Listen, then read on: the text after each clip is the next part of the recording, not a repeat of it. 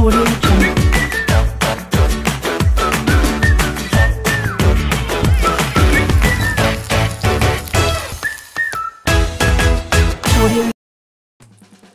Hello friends, எல்லாருக்கும் வணக்கம். இன்றைக்கி நம்ம வீடியோவில் என்ன பார்க்க போகிறோம் அப்படின்னா, பாலக்கீரை கிச்சடி எப்படி பண்ணலாம் அப்படின்னு சொல்லிட்டு பார்க்கலாங்க. பாலக் கிச்சடி, அது கூட ரைத்தாவும் எப்படி பண்ணலாம் அப்படின்னு சொல்லிட்டு பார்க்கலாம்.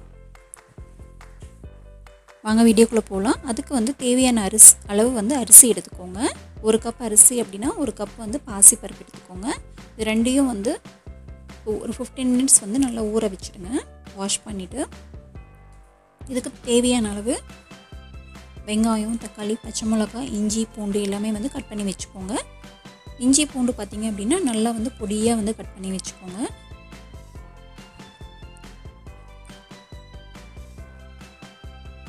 இப்போது நம்ம குக்கரில் அந்த ஊற வச்ச அரிசி பருப்பை போட்டுடலாம். உங்களுக்கு 3 கப் ரெண்டும் சேர்ந்த மாதிரி வந்துச்சு அப்படின்னா 4 கப் அளவுக்கு தண்ணி ஊற்றிக்கோங்க. கிச்சடி அப்படின்றனால கொஞ்சம் குழஞ்ச மாதிரி இருந்தால் தான் நல்லாயிருக்கும். இது கூட ஒரு 1/4 டேபிள் ஸ்பூன் அளவுக்கு மஞ்சத்தூள் விட்டுக்கோங்க. இப்போ இதை ஒரு 3 விசில் விட்டு எடுத்துடலாம்.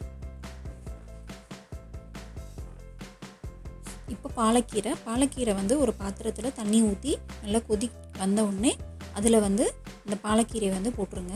நல்லா வாஷ் பண்ணிவிட்டு நான் ஒரு கட்டு ஃபுல்லாக போட்டிருக்கேன். பாலக்கீரை போட்டுட்டு நல்லா ஒரு கொதி வரட்டும். கொதி வந்தவுடனே எடுத்துருங்க. இது கூட கொஞ்சமாக உப்பு போட்டுக்கோங்க.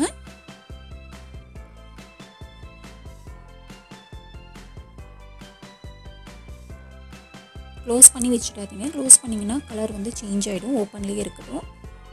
பாருங்கள், நல்லா கொதிச்சிடுச்சு. இப்போ எடுத்துடலாம். எடுத்துட்டு இதை ஒரு ஐஸ் க்யூப்ஸ் போட்ட தண்ணியில் நம்ம போட்டுடலாம். அப்போ தான் நமக்கு கலர் சேஞ்ச் ஆகாமல் இருக்கும்.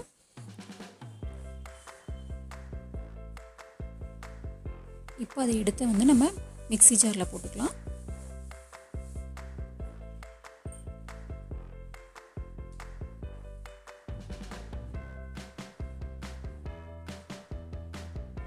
இது கூட ஒரு 3 பல் பூண்டு போட்டுக்கோங்க.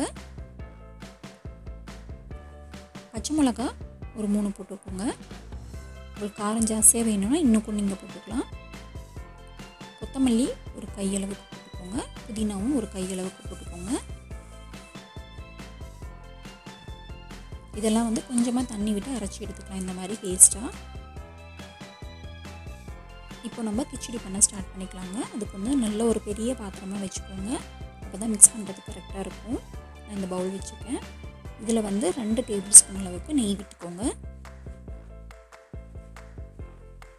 நெய் சூடானதும் 1 டேபிள் ஸ்பூன் அளவுக்கு சீரகம், அதுக்கப்புறம் இஞ்சியும் பூண்டு போட்டுக்கோங்க. நறுக்குனது நல்லா பொடியாக கட் பண்ணிட்டீங்க அப்படின்னா பசங்க அப்படியே சாப்பிட்ருவாங்க. இருக்கிறது தெரியாது.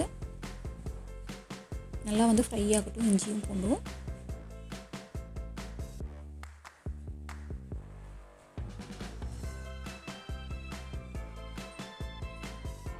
அதுக்கப்புறம் இதில் காஞ்ச மிளகா 2 போட்டுக்கோங்க.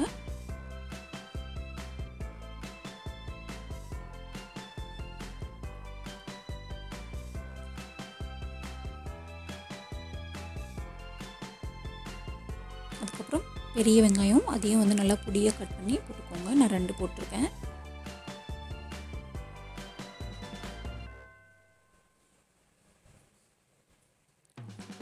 வெங்காயம் வதங்கிறதுக்கு உப்பு கொஞ்சம் லைட்டாக போட்டுக்கோங்க. பொடி உப்பு.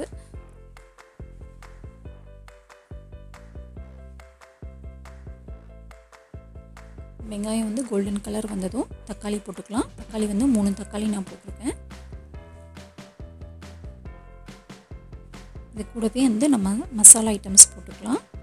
சீரகம் 1 டேபிள் ஸ்பூன் போட்டுக்கோங்க. அப்புறம் தனியா 1 டேபிள் ஸ்பூன், மஞ்சத்தூள் ஒரு 1/4 டேபிள் ஸ்பூன் போட்டுக்கோங்க.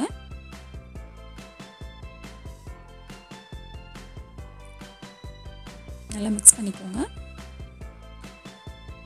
கொஞ்சமாக மசாலா வேகிறதுக்கு 1/4 டம்ளர் அளவுக்கு தண்ணி ஊற்றிக்கோங்க.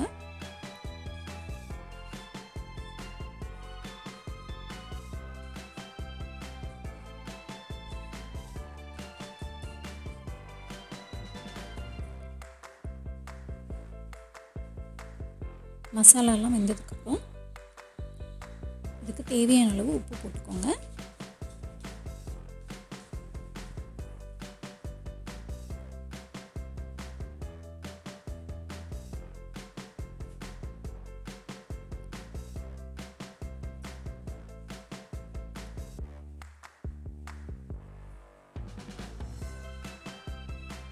தக்காளி வெங்காயம் எல்லாம் வந்து சாஃப்டாக வெந்ததுக்கப்புறமா வந்து நம்ம அரைச்சி வச்சுருக்க கீரையோட பேஸ்ட்டை வந்து போட்டுக்கலாம்.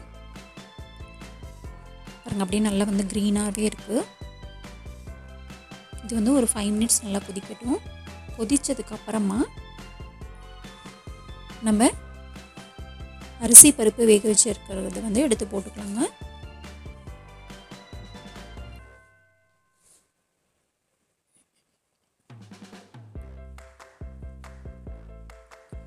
போட்டு நல்லா மிக்ஸ் பண்ணி விட்டுக்கோங்க.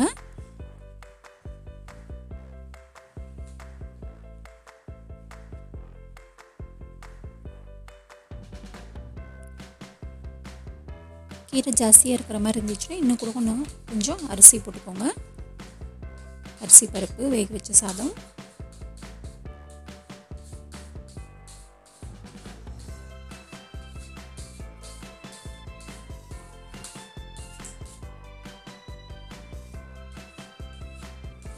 அவ்வளோதாங்க. ரொம்ப சிம்பிளாக ரொம்ப சீக்கிரமாகவும் ஹெல்த்தியான பாலக் கிச்சடி வந்து ரெடி ஆகிடுச்சு.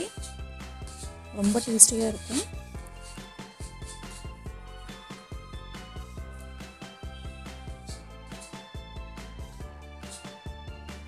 இதுலேயே வந்து ஒரு டேபிள் ஸ்பூன் அளவுக்கு நெய் விட்டு கொடுத்து பாருங்கள். பசங்க சூப்பராக சாப்பிட்ருவாங்க சீக்கிரமாகவும்.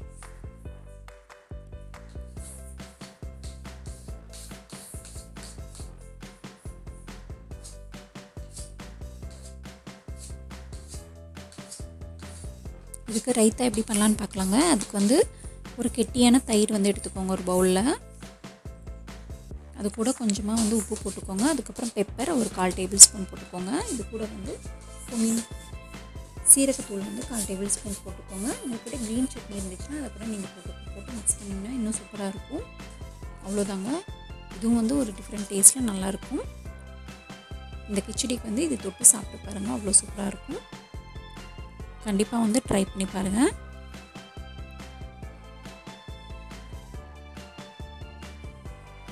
இந்த வீடியோ உங்களுக்கு பிடிச்சிருந்தது அப்படின்னா லைக் பண்ணுங்கள், ஷேர் பண்ணுங்கள், மறக்காமல் கமெண்ட் பண்ணுங்கள், சப்ஸ்கிரைப் பண்ணுங்கள். நன்றி. மறக்காமல் சர்ப்ரைஸ் பண்ணுங்கள். தேங்க்யூ.